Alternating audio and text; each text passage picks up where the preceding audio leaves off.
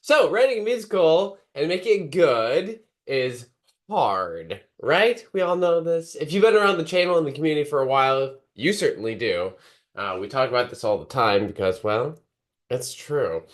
But there's also, I should say there are also a ton of benefits that come along with going through the process of writing a musical from start all the way to finish and making it great. Not just doing it, but making it great. Of course, there are things like a sense of accomplishment, artistic fulfillment, production, but those are the obvious things. These benefits are often the reason people get into musical theater writing in the first place. They want to write that musical, so they are aiming for those goals, aiming for those benefits. They are the expected ones. But what about the unexpected benefits? The wonderful things that can like sneak up on you into your life because of the process itself. So today, let's dive in. Let's chat about some of them and see if knowing this, all of this, can help you start your musical projects and see them through all the way to completion. Hi, if you don't know me, I'm Michael Ratty, aka Musical Theater Writer Guy, aka your musical theater writing coach. So, welcome to the channel if it's your first time. If you are returning, welcome. Lovely to see you again. As we dive in here, just a quick note that it looks like the chat is back up and running. Huzzah! I don't know what happened the last couple of live streams, but it looks like it's going to work. So if you are here with me live, please feel free to chat away. If you're on the replay, feel free to comment as we go through.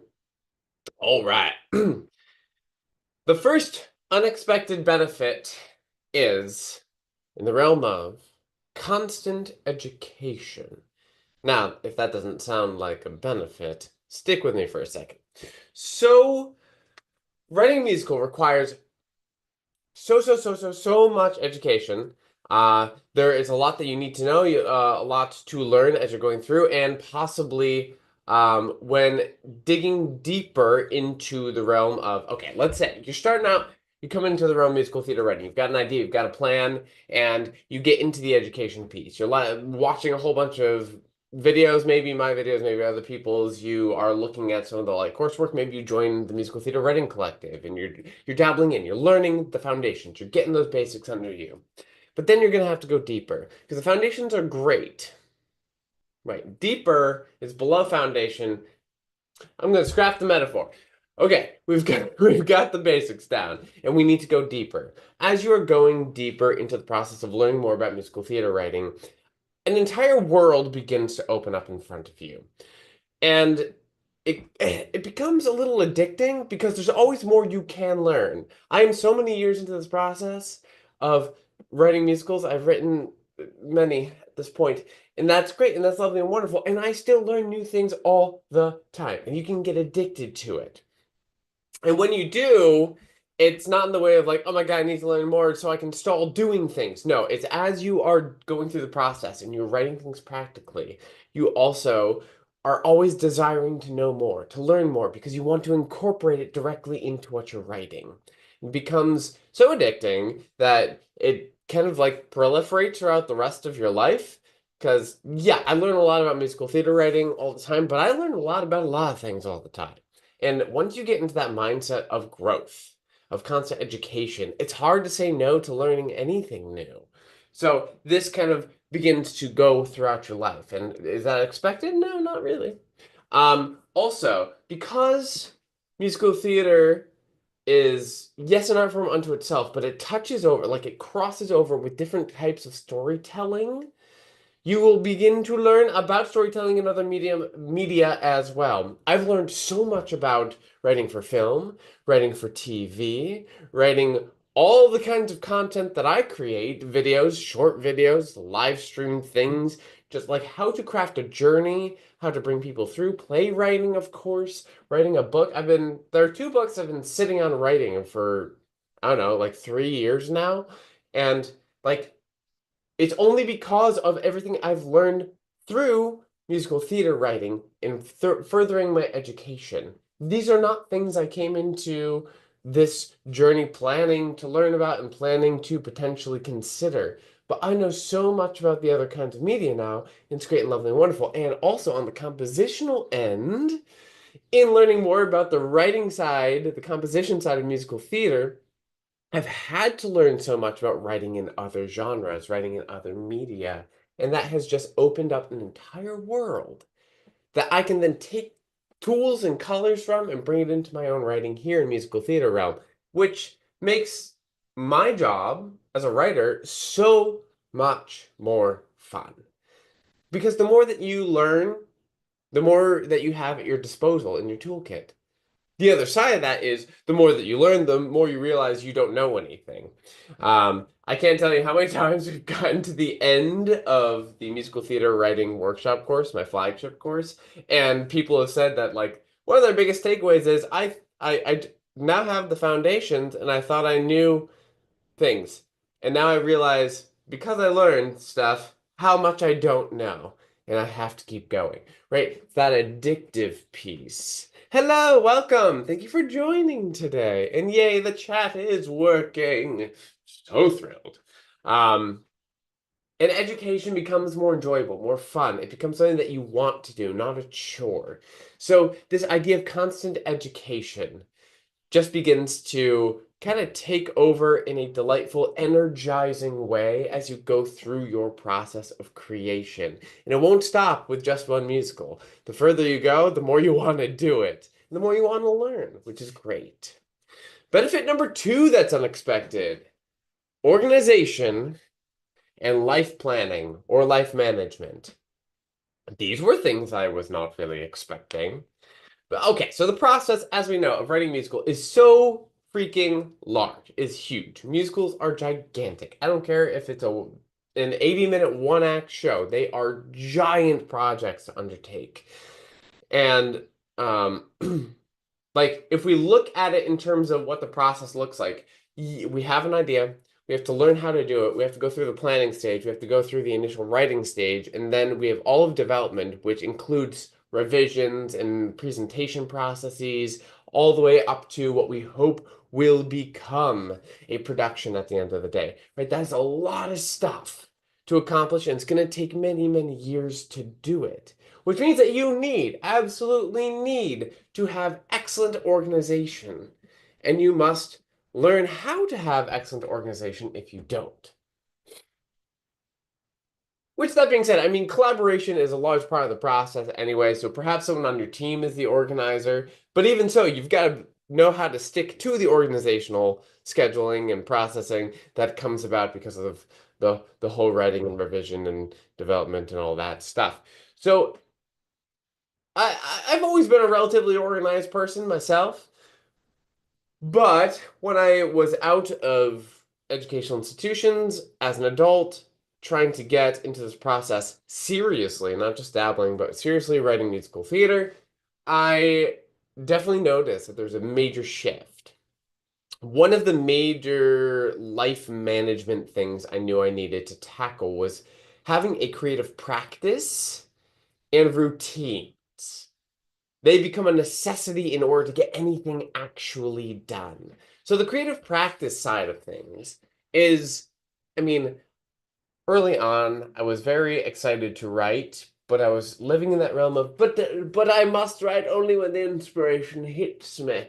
So I'd be at work and I'd be like, no, don't talk to me, I must think. Which is not great when you're trying to like bartend for a lot of people who just want their soda at Mary Poppins. But also, the other side of that is I would then have time in my day and feel like I am ready to write. And then I didn't have any actual inspiration, and I felt like, well, I can't do it then.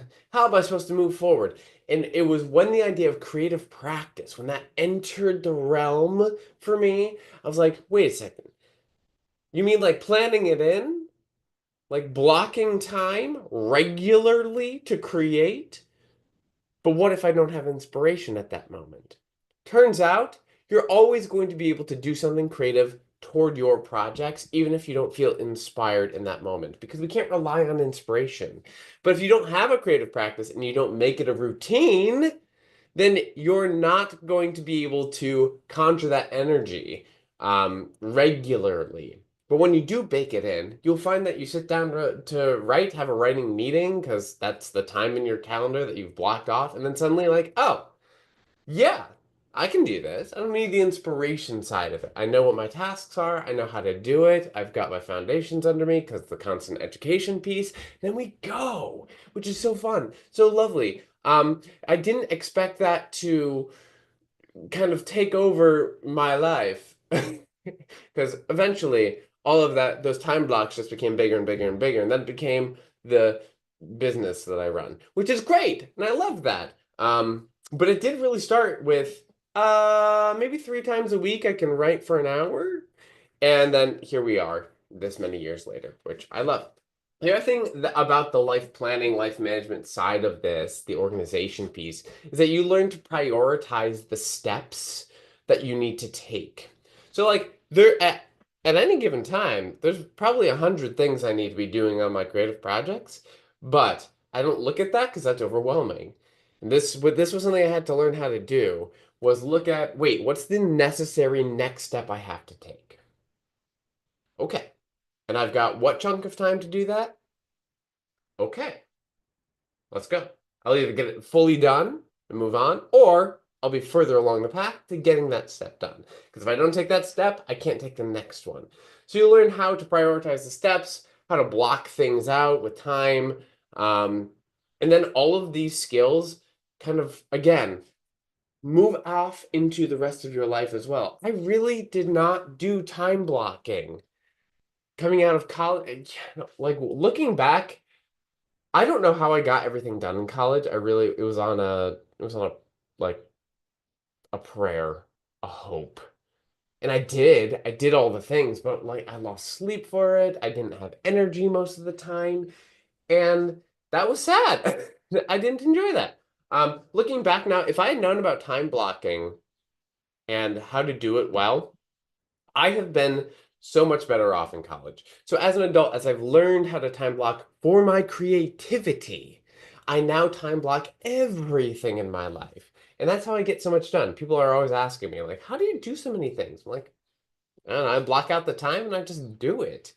That way, like, it's this time, this chunk of time is saved for whatever that task is. Even if that's to sit there and think about how I want this next scene to go and what I want the song to sound like.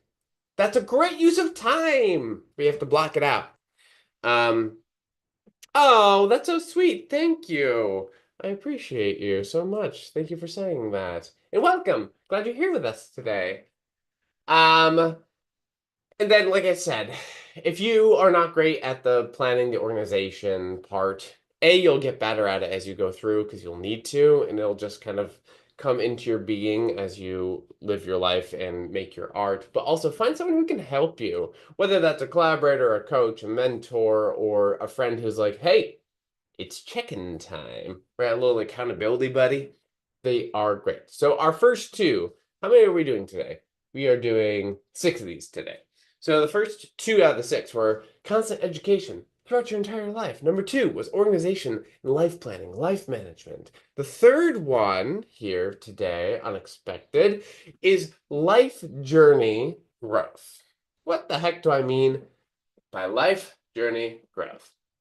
Okay, there was a period of time in which, because if you know me at all, I love the hero's journey. As a concept, I think is a really fun and delightful way to think about epic storytelling. And I first learned about it through The Writer's Journey, a book by Christopher Vogler. I think I own the third edition. I really enjoyed that book when I first read it. I don't know, however many years ago that was. But my whole mindset shifted when I was listening to someone give a talk about the hero's journey because of that book. And he said something that just made my brain go, wait, what? Which is that the hero's journey and everything it's based on, back through Joseph Campbell, back to Carl Jung, is based on the idea that in our lives, we are always at different stages of the hero's journey. And when I say hero's journey, I hero and heroine, I don't split them out, the external journey and the internal journey. For me, it's all the same thing. Whatever terminology you use, it's the same process from beginning of the 12 stages through the end, right? We're always at some point in that journey in different facets of our life. And when that clicked, when I heard that, I was like, wait a sec, that's so true. Insert like in my creativity, I'm I don't know, as stage 4, right? I'm meeting with my mentor. I am currently in the process of having that person come into my life and tell me XYZ and give me steps ahead. And I know that I'm gonna resist that, right? I'm gonna resist the call. I'm gonna then hasten out. Like when you can look at where you are in your life and what you're feeling and find what stage it correlates to, it's like, wow, we are all always on this growth journey. We don't really have a choice, do we? Time marches forward. We are still living our lives, and therefore, we're either going to choose to grow or we're going to stay stuck in that refusing the call all the time. And that's still being in the journey, right? So, when I began to see myself in that way, as well as see my characters on a similar type of journey, I made this connection of psychology, right? The way we think about our characters is also the way we think about ourselves as humans who are going through a growth journey. And it was like mind blowing to me. This is when I really started diving into um, wanting to know more about psychology, which has always been a fascinating field of study to me, but I didn't really dive in hardcore until, I don't know, 2017, 2018. Started reading a lot of things, learning as much as I could. Um, and then like moved out into like therapeutic sort of modalities and spiritual modalities, and now I know probably way too much. But it serves me in a lot of ways, and especially in my writing, because the the idea of writing character development and plot movement is the same thing as looking at yourself in your development as a person, as a human being, and where you're headed on your various journeys. And it has been such a useful tool, especially when I want to create a character who feels truly human, truly three-dimensional. Take all the things I've learned and that I apply to my own life and see how they apply to them, or like put myself in their shoes. What would I think? What would I feel? What would I be doing? Would I be resisting? Do I have awareness? How conscious of these things am I? And then characters kind of write themselves. And they feel like actual people. And isn't that what we're aiming for? Is to write characters that feel like people so everyone else can connect to them? Oh, wow. Clearly I get passionate about this stuff. Um, so yeah, you begin to kind of see yourself in the characters, you see the parallels, which means that in order to have the awareness yourself to create what you are going to create, and your creations will get better as you make more things, your life is going to change. You will grow. You really can't help it. It's gonna happen. These things are so closely tied together. It's beautiful. And did I expect that? No way, Jose. Did not at all expect that. But I'll take it. I think it's lovely.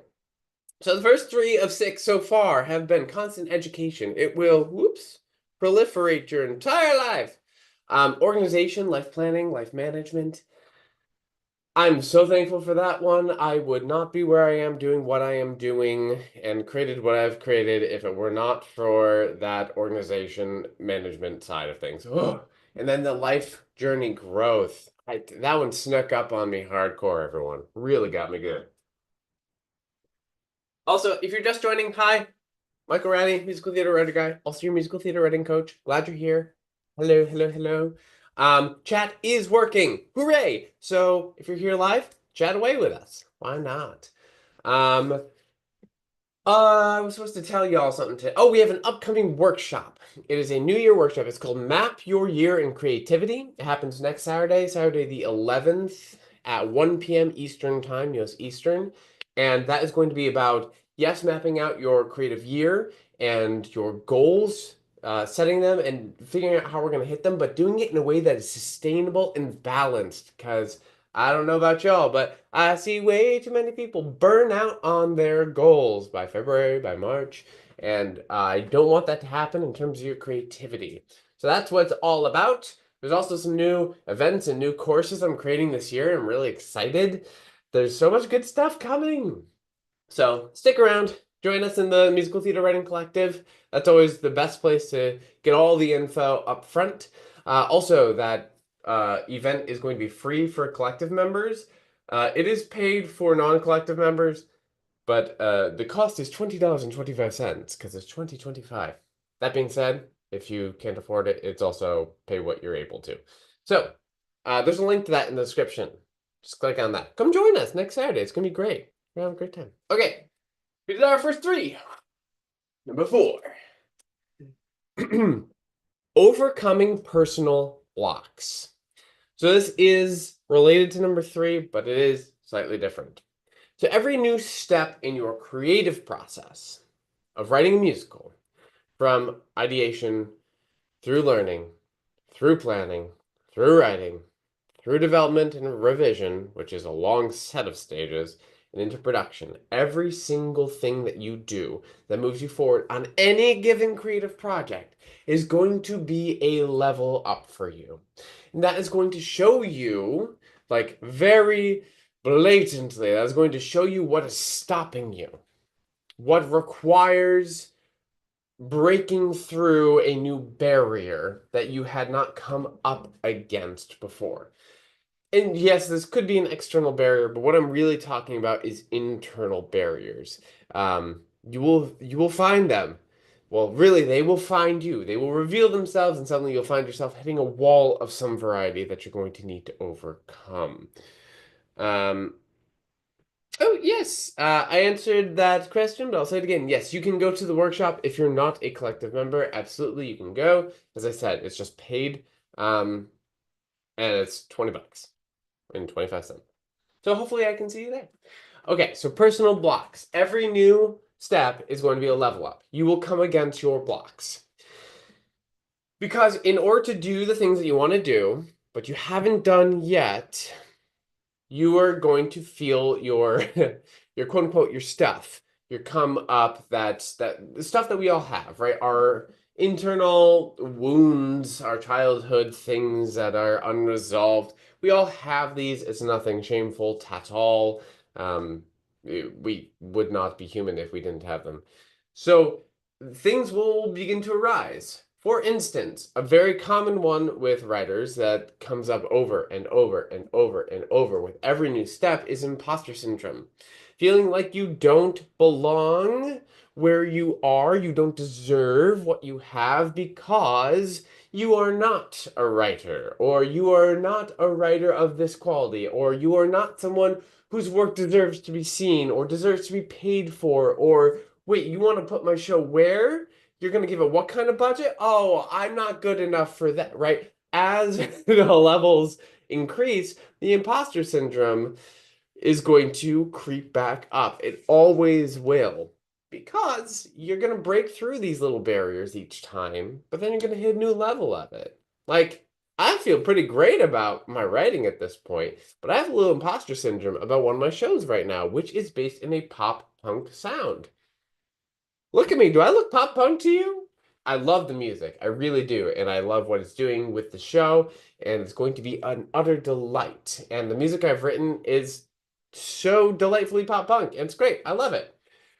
But also, I don't feel like I deserve to be writing in that world. And something I'm just gonna like sit with and chill with, and I'll break through when it's time to break through.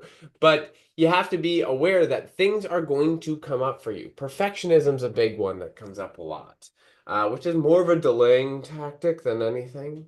Oh, delaying things comes up a lot. Procrastination, imposter syndrome, perfectionism, procrastination. These are the three big things that come up over and over again, and they're rooted in fears, right? There's some sort of fear that's coming up that's from some wound somewhere earlier in life, and you're going to find them, and you're going to need to break through every single time because otherwise you'll find yourself caught, paralyzed, and you won't follow through. But when you do break through, you do follow through on that next step, there's a new level of like satisfaction, of growth that occurs, and you're ready for the next thing or to do that step again in the future. That being said, on every new project, it's going to feel a little bit different. So things that you've broken through before may come back up. I did a reading of one of my shows this past summer. Actually, I did two readings. I did one of King's Legacy and did one of the twirling show that we're writing. And they were back-to-back weekends. King's Legacy, I was like, oh my gosh, this is so fun. This is delightful. It's not perfect. I'm going to make these changes and it's going to be great. And then we're going to go and we're going to do production. I was like, yes, that's just where I was with that show. The other show, it was the first reading. There were a lot of people in the room I didn't know, and I was like, huh, well, I'm feeling feelings on this one. But I've been writing musicals for so long. Why am I feeling feelings about the first draft of a show? Because it's a new piece. Doing different things with a different collaborator, with other people I don't know, with some I do know who've never been to a reading before. Like, there's so many reasons that my stuff came back up, and it always will. And we're going to overcome it. You always can.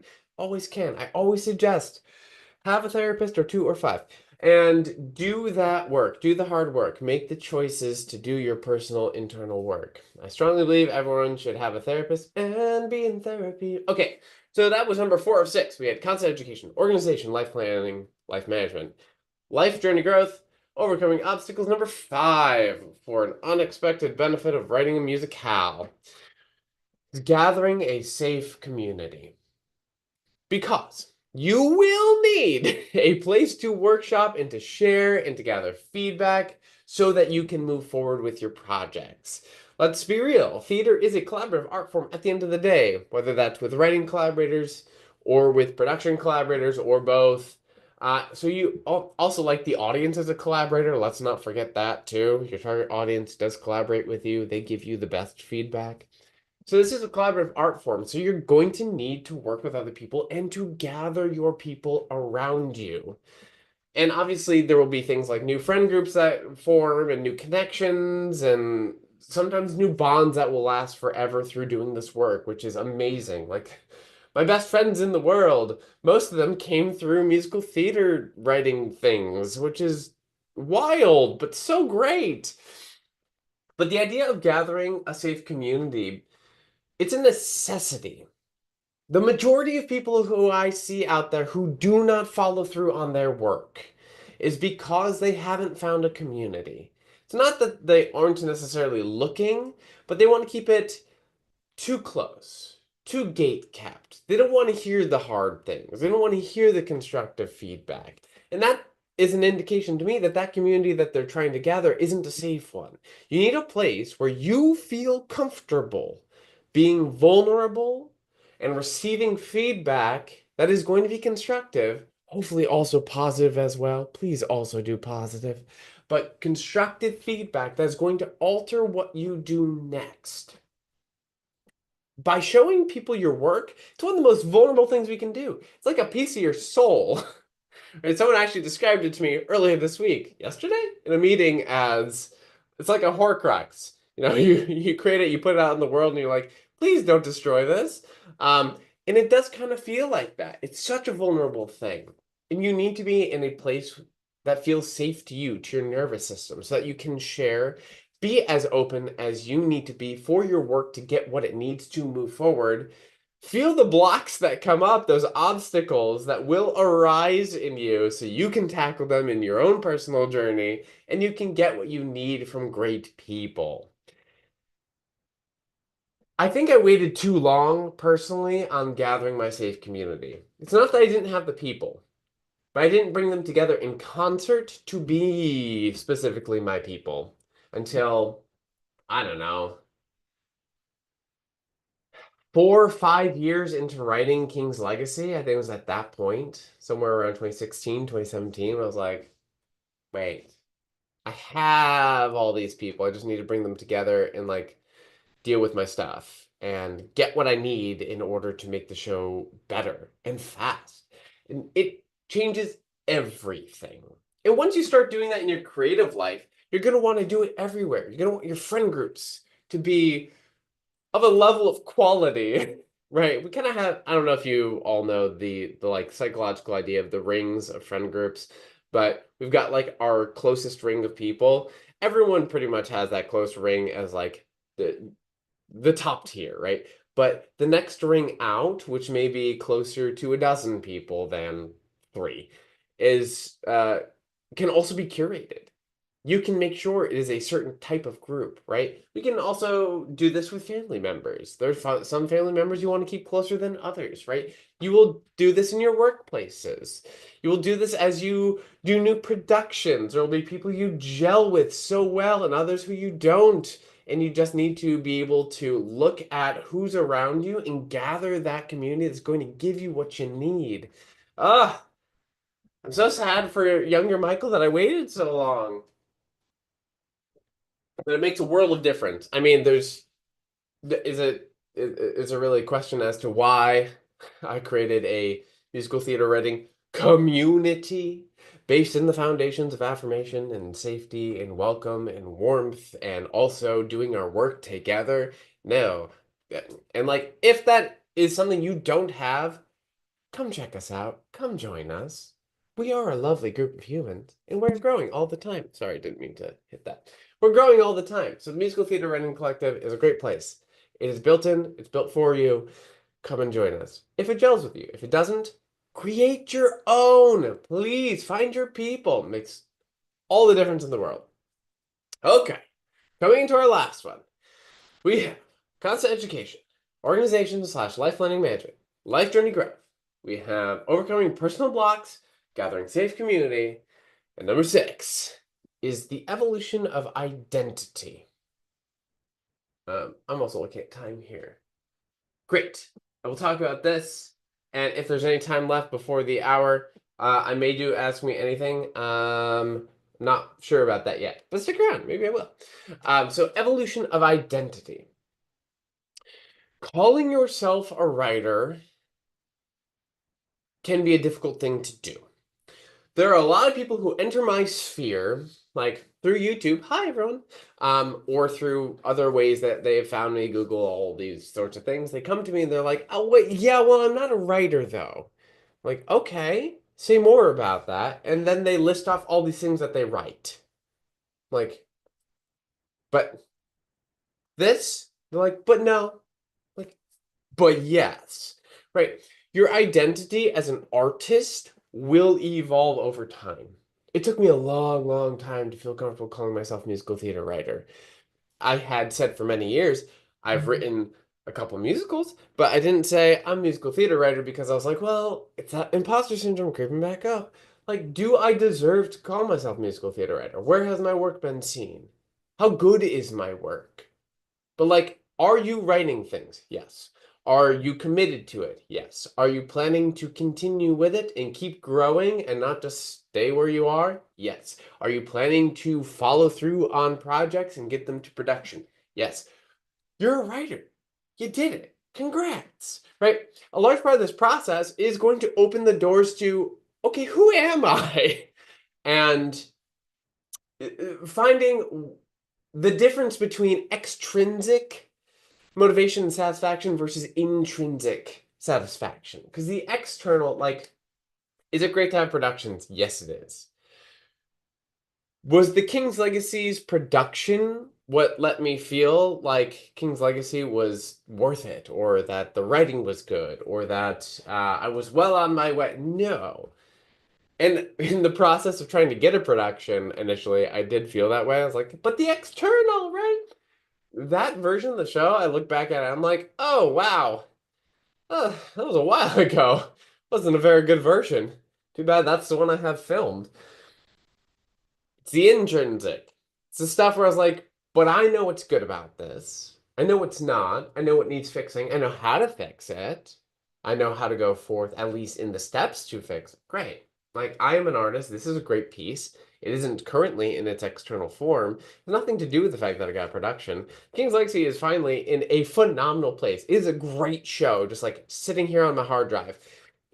With or without a production, that is a fact, right? And I know the writing is good, with or without a production. No one needs to tell me the writing is good. I mean, I'll take it if you want to tell me the writing is good. happy to take it. But I know it's an intrinsic thing that I wrote a beautiful piece and I can write in a sweeping style, a lush style. I can take the writings of people I admire like Stephen Sondheim, Alan Menken. I can take what they do and I can bring it into something that sounds like me, right? There's an identity piece here. Now I'm wrestling with a different identity piece, like I already mentioned, where the pop punk is concerned. I'm not a pop writer, is what I think in my head. I've written a lot of pop songs over the years. Um, I don't know, like 3 dozen maybe. And that's not what I spend most of my time doing, but I've done it. So am I not a pop writer? Do I not write pop songs? I don't know. Everyone would have their own definition, and I have to kind of grapple with that. Where am I finding the external versus the internal? And where am I listening to other people instead of just listening to myself? Right? You will learn during this whole process what is for you, what is not for you, what you want to take in and integrate versus what you want to say, you know what? No, thank you. That's for someone else. You're going to be able to determine what aligns with you, your artistic vision, your skills, your intentions, and what doesn't. And then you'll be able to consistently become more of the person that you've always intended to be. And you'll let the rest of it just fall away.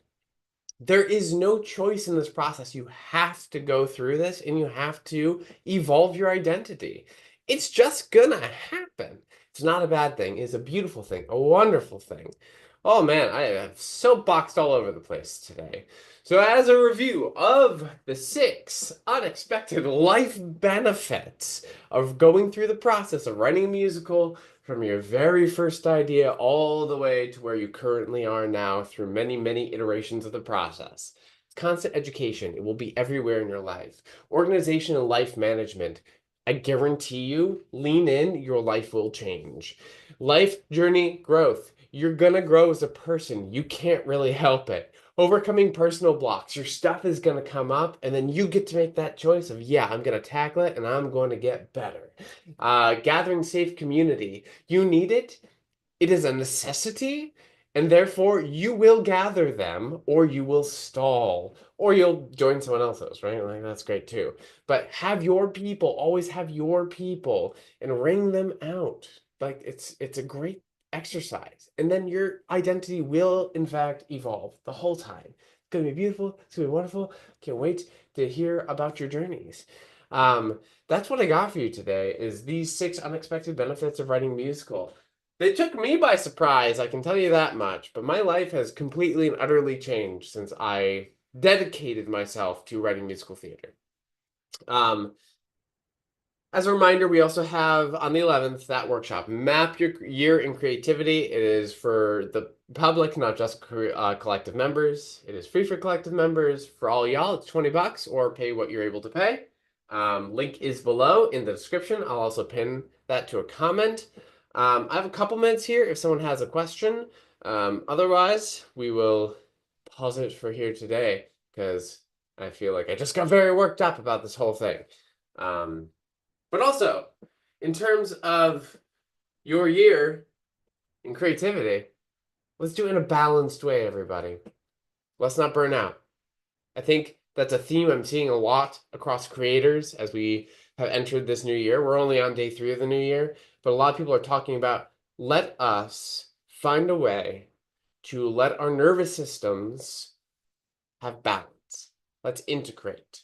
Let's not run to a finish line and find ourselves tripping 100 yards down. 100 yards? How far is this finish line, Michael? It's a great question. I don't know. But instead of burning out, let's figure out a way to do it and create sustainable practice. So a large part of it will be based in some of the stuff we talked about today. It's going to be a great set of curriculum. It should run about 90 minutes. Never taught all this curriculum so condensed before, so I'm not positive, but I think so. Anywho, doesn't look like we have any questions coming in, so we'll end it here for today. I so appreciate you being here with me. Thank you for joining me in your new year. Happy 2025, everyone. I hope you're finding peace and creativity in your lives, and I hope that you will join me inside the collective and here on the channel. I look forward to seeing you all again soon. Have a wonderful Friday. Peace out, everybody. All right, cheers. Bye.